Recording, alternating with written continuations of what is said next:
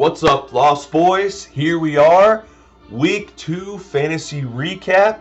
We're going to preview Week 3 right after we get through some of the games, but let's get right into it. We're going to start with Josh versus Cal. This one looked like it was going to be a really good game until Alvin Kamara said, nah, not yet. Puts up a billion points this week, 40-point game. Pretty much crushes Cal hopes after the noon games. Unfortunate for Cal, his team looked pretty good. His team's still looking pretty good. He has faced two juggernauts the first 2 weeks. He has the most points against. Speaking of points against, before I get into the other games, we're going to look at the standings. We're just after week 2, but we have 4 2-0 teams and 4 0-2 teams. So kind of unique in that sense. We need some teams to start winning. Those 0-2 teams. Barreto and Ryan, let's just say I called it because their drafts were the worst, and they have been the worst. They've scored the least amount of points both weeks of the season so far, so they're sitting at the bottom of the barrel. Justin in 10th, Ryan in 9th, only by about 5 points. After that, you have Jace, surprisingly 0-2. He has faced Josh and the week 1. This week he did face Denny week 2, which are two of the best teams in the league. So maybe when he starts to play a little weaker opponents, he can get a couple W's. Then after that, you got the Titty Sucker 4000, which has faced the 2 best teams in the league. He has 1 million points against, like I was mentioning. Cal's team's looking pretty strong. They don't have a lot of injuries, which we're going to get to that in a second. So maybe Cal can start to roll off a couple wins. At 1-1.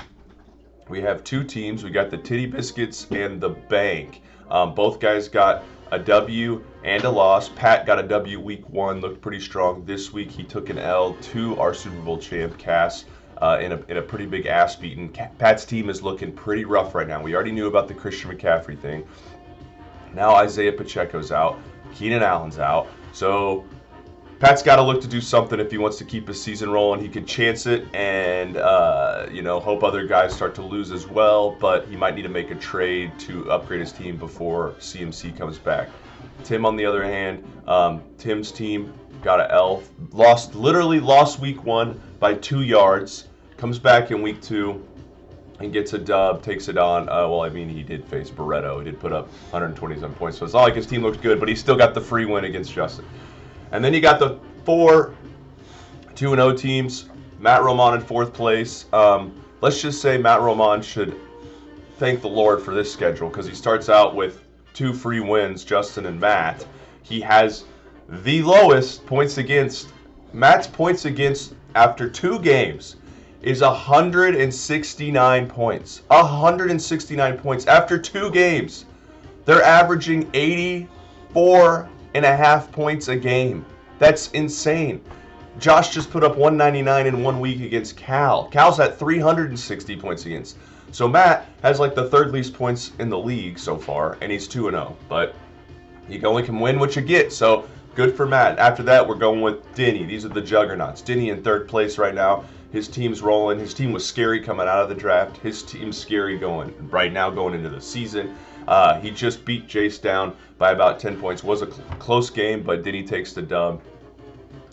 Next, Death, Taxes, and Josh and Cass at the top of the standings. These guys battle every freaking year. This year's no different. Cass is in 2nd place. Josh is in 1st place, only by about 9 points. Both guys are undefeated. Both guys had the most points in the league by a clear margin already.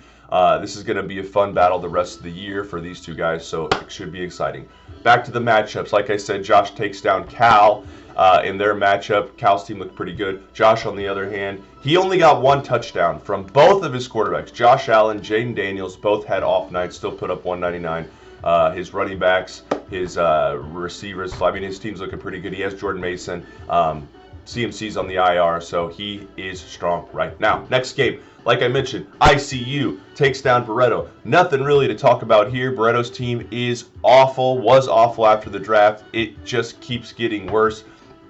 He actually put up more points than I thought he would this week, mainly because Chris Godwin is looking like one of the best picks of the draft for Barreto. But man, Kelsey is killing him. If Kelsey was just himself, if Mahomes and Kelsey just threw a touchdown, he would have won the game. So think of it like that. Burrow, he's doing okay, but nothing crazy. I hated the Michael Pittman pick after the draft. You're seeing it now. It's terrible. Justin just can't score touchdowns on his team, period. He's going to continue to be bad. Tim, on the other hand, he has Debo. He's hurt now. Tim had Justin Jefferson. Tim had A.J. Brown. A.J. Brown got out. J.J. had the 97-yard touchdown. He got hurt at the end of the game. So injuries have been a huge part of this early season. Let's hope guys can get healthy and stay there. But anyway, Tim got the dub. Doesn't matter. He had a big start to the week on Thursday Night Football from A-Chain. Got him 26. After that, he's definitely going to need more from his quarterbacks. Purdy, Lawrence. I mean, they're going to have to be better. But Tim gets the dub. Gets to 1-1. Next, I'm going to go Denny versus Jace. I kind of talked about this before. Denny's team's looking great right now. His quarterbacks are the big weak spot. I mean, he got 17 combined from Herbert and Stafford. Stafford, he already lost Puka. He lost Kupp now, probably going to go on the AR, maybe already on the AR. So Stafford lost his two boys. Herbert doesn't have to pass at all. Jim Harbaugh comes in here and says, no more passing, we're running, we're playing defense. So Herbert's value has dropped dramatically. And I mentioned Kupp, he had Kupp, so he loses a stud right there. CeeDee Lamb got some points in the garbage time. But Horse Turd Hair got him a touchdown. You know, he got a monster start. The James Cook Thursday night 28 points won him the week this week. But his flexes and his QBs are a little rough. Then he's going to have to make some plays to deal with that Kupp injury. Jace, on the other hand, his Lions stack is killing him. It's just as simple as that. You know, Josh Jacobs is still looking like a great pick. He had like 1 billion carries for a ton of yards this week. ETN is doing pretty good. He had another touchdown. Jalen Hurts is fantasy proof. I mean, they didn't score a lot of points. He still ends up with almost 24 points, and that's after throwing, I think, a pick at the end of the game, or regardless. Either way, Jalen Hurts is doing his thing. But Jared Goff, I mean, what are we doing here? Jared Goff, Sam Laporta. I mean, Amon-Ra did what Amon-Ra does to got back to his normal self. Had 11 catches for 120 yards, no touchdowns though, but still got him 17 points. But if Goff just throws a touchdown to Sam Laporta or does anything, once again, Jace gets the win this week. So his Lions stack is killing him. We'll see if they can get rolling again. It looks like St. Brown might be hurt. Injury bug again. So we'll see. Jace's flexes are a little rough. He needs to step it up, but more importantly is he needs a dub because he's 0-2. We're going to go to Roman this week, takes on Llama Drama, and beats his ass by about 50 points. I mentioned Matt's team. They finally did something. They put up 139 points, so not terrible. But Dak, man, if you're already starting Justin Fields in week 2, not a good start, but he got him 11. I guess that's more than Josh Allen got this week. Drake London caught a late touchdown, but for the most part, London's been disappointing. His studs are built. His team's built around his running backs. Saquon did pretty good. Jonathan Taylor did okay. Jonathan Taylor's not getting as much work, and he left the game injured, I think. Another injury. So we'll see what happens there. James Conner's been his best player so far, and if he stays healthy and Arizona's offense keeps rolling, Matt's team by far has the best running backs. We'll see if his quarterbacks can start to step it up. Ayuk should get some more targets with Debo being out. Ryan on the other hand. Ryan, your team's awful. I'm sorry. It's awful. And it was awful even the draft, and it somehow has gotten worse because Jamar Chase, your first pick, has been terrible. I love seeing it, though, in that Chiefs game, but he's been bad. Tua is now out, so he's got to find a replacement for his quarterback. Rashard White had a lot of volume last year. No volume this year. I don't know what's going on there. Bucky Irving might take his spot, so that's not good for him. I mean, Austin Eckler, I got him 10 points, which is crazy, but we got Austin Eckler in your lineup, my friend. Tajay Spears, he got hurt this week. So Ryan's team will continue to be the worst until he makes some trades. I don't know if he can maybe use Chase to get 2 decent guys and trade them for the name. So that's Ryan's team. And last but not least, Cass versus Pat.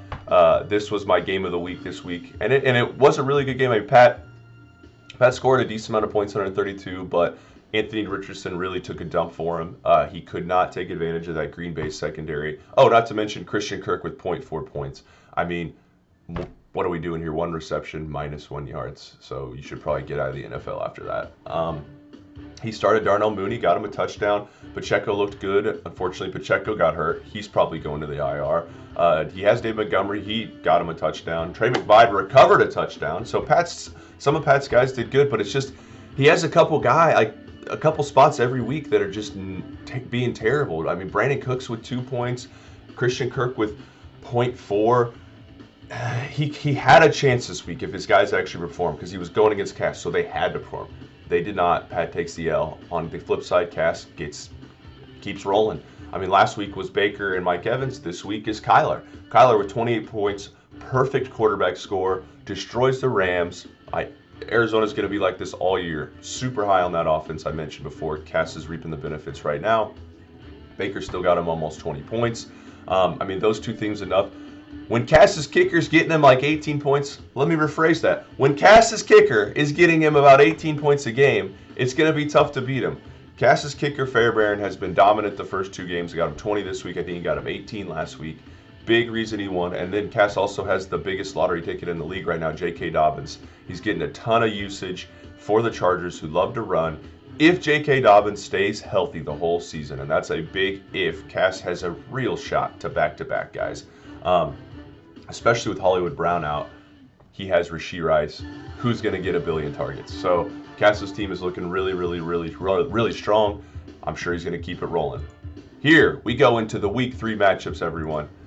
First matchup we're going to go with, and I'm going to go with matchup of the week, Barreto versus Ryan. The 2 worst teams in the league because one of these guys is going to get a win. It's going to happen just because they're playing each other. I mean, this is turd versus diarrhea this week. And I can't wait to see what happens. This game might be 90-80 or worse. Ryan lost some guys, I think, because of injury. Barreto's already lost some guys because of injury. But this one's going to be entertaining. Just same reason we like to look out the car at a car wreck when we're driving on the highway. So I can't wait to watch this one. I've already talked about most of these guys' teams. They don't really have teams. So can't wait. We'll see. I'm going to predict Barreto takes the win. He gets his first win. Ryan falls to 0-3 just because Ryan's team is that bad. But I do think the Bengals are going to come out with a vengeance this week.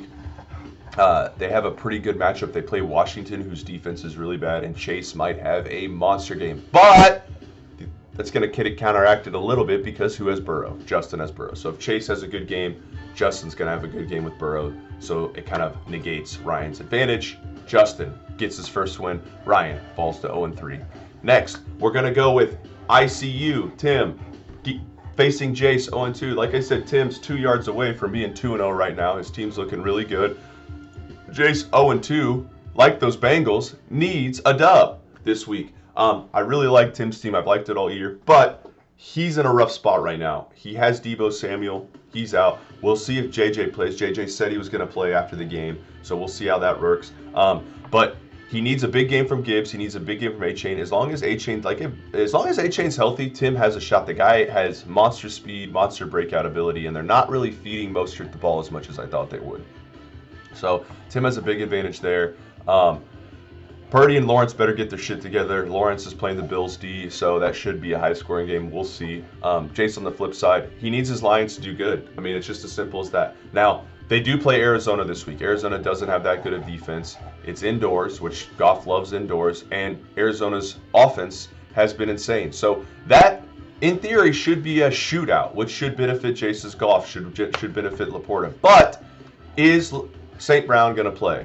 If St. Brown plays, huge for Jace. It doesn't look like he is, but who knows what's going to happen. St. Brown, I think, has only missed 1 game in the last 3 years, so hopefully this is not his second. This is a close one. I'm actually going to go with Jace this week just because I think that the Goff and the Laporta, something is going to happen there. I don't think Purdy's going to do that good for Tim this week, and the reason is because playing the Rams. Rams have no weapons. I don't think that's going to be as high scoring as I once would have thought it was. So I think Jace takes the edge, gets his first win, and they both go to 1-2. Next, we're going to go with Denny. We're going to go with Denny versus the Titty Sucker. You know, this is going to be an interesting one because Cal has put up decent amount of points this week, and Denny's 2-0. And Cal needs a dub. And it's going to be close because, like I mentioned before, Denny is 2-0, but Denny's in a rough spot right now. He loses Cooper Kupp. You know, if he gets a huge game, I mentioned the kickers before, then he's had Aubrey, who's been disgusting this year. So if Dallas continues to just boom kicks away, Denny gets a clear advantage there. Cal on the other end, he has CJ Stroud. He has Nico Collins, who's been great. He still has Bijan, which I'm still waiting for that Bijan breakout. He had a pretty decent game this week, but didn't break out. Ken Walker's the one to keep an eye on. Worthy did not do much this week, so he might go off again this week with no Hollywood Brown. It's in a dome. It's in Atlanta. So this is going to be a close one, but I'm going with Cal this week. I think the difference in quarterback with Stroud and Williams, I think Caleb finally does something and wakes up from his coma. And I think Stroud, you know, he plays Minnesota. It's in a dome. They're going to be on the road. Minnesota's offense is looking pretty good. I think I think Nico Collins gets at least one touchdown this week. I think Cal edges out Denny, gives Denny his first L of the week. We'll see, but I think that's how it's going to go. I think Herbert is going to be the big X factor because he plays against the best defense in the league this week in Pittsburgh, and that game could be like 9-12. So I don't think Herbert's going to do much for Denny this week. After that, we're going to go with Josh versus Titty Biscuits. So a lot of times this would be the game of the week. These are two great players, except Pat is in a rough spot right now because of his injuries, like I mentioned before. He has a lot of guys on the bench, Keenan Allen, CMC. Now he has Pacheco, T. Higgins. Like, Pat's whole team is on his bench. If Pat's team's healthy, it's disgusting. Right now, it is not healthy. And unfortunately, he's running into Josh right now, who is, knock on wood, extremely healthy. All of his guys are rolling right now. We mentioned Kamara, Breece Hall. He's getting an advantage. I mean, Pat sucks for Pat because he's facing a Jordan Mason, who should be Christian McCaffrey on his team this week. Devontae Adams is facing Carolina, which we know how that goes against Carolina. I mentioned that Cincinnati-Washington game. I think the Bengals are going to score a lot, which means Washington's going to have to try to keep up. And Josh's number one quarterback, Josh Allen. He took a dump last week. He doesn't do that often. I think he tries to bounce back. And I just think Josh's team is better right now than Pat's, unfortunately. I know projections don't mean much, but he's projected to win by almost 20 points right now, and that's with a full roster for Pat. So I think Josh, he takes the dub this week against Pat. I do think it's closer than the projections say. It is fantasy after all. But Josh does try to move to 4-0 or 3-0. Pat falls to 1-2. And last but not least, we got a great game this week. I almost made this my game of the week, but I couldn't resist the Justin Ryan matchup. This is the great game of the week. Cass versus Matt.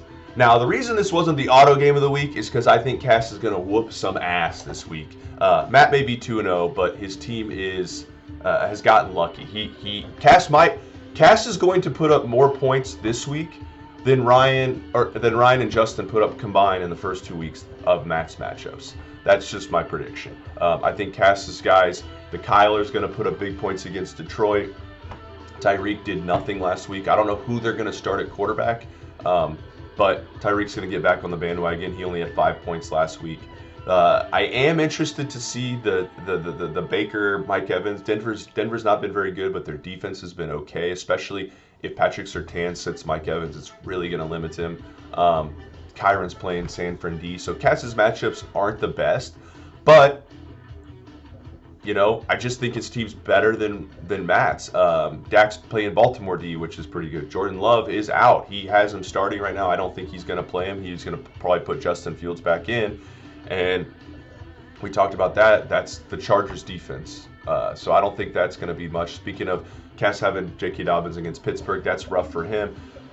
Close matchup, but with Barkley going against the Saints, who have been really, really good, I just think Cass's team's better. I know it's not really much analyzation. We'll see. But Cass takes the win, goes to 3-0, puts up a lot of points. Matt's not used to putting up a lot of points, but maybe. Could be a chance. Like I said, I don't like Cass's matchups this week, so I could be wrong here, but I'm going to go with the tried and true, and that's with our Super Bowl champion Cass this week, guys. So that's all of our matchups. So far, Fantasy's only 2 weeks in, and we have a lot of season left. A lot of injuries have happened. Those guys are going to get healed. If you're only 0-2, it doesn't matter at all.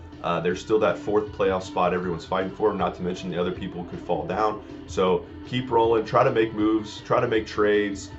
Anything can happen, guys, but love you guys. Have a good day. Go Chiefs. Go Bears.